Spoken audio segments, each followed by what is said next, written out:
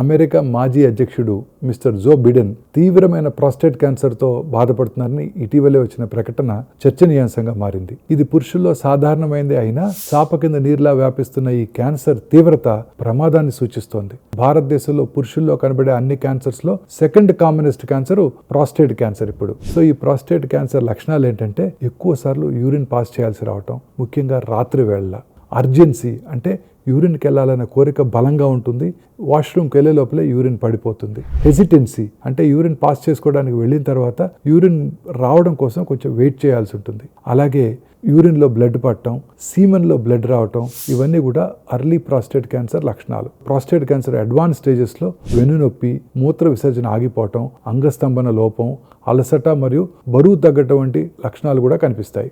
ఇవి వెన్నెముకకు వ్యాపిస్తే అది తిమ్మిరి లేదా మూత్రాశయ నియంత్రణ కోల్పోవడానికి కూడా కారణం కావచ్చు.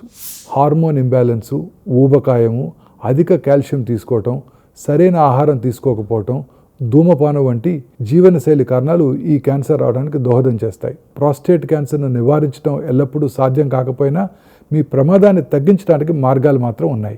కూరగాయలు మరియు తృణధాన్యాలు కలిగిన ఆరోగ్యకరమైన బ్యాలెన్స్డ్ డైట్ తీసుకోవాలి. క్రమం తప్పకుండా వ్యాయామం చేయడం మంచిది. ముఖ్యంగా 50 ఏళ్ళు పైబడిన మగవాళ్ళందరూ కూడా క్రమం తప్పకుండా స్క్రీనింగ్ పరీక్షలు కూడా చేయించుకోవాలి.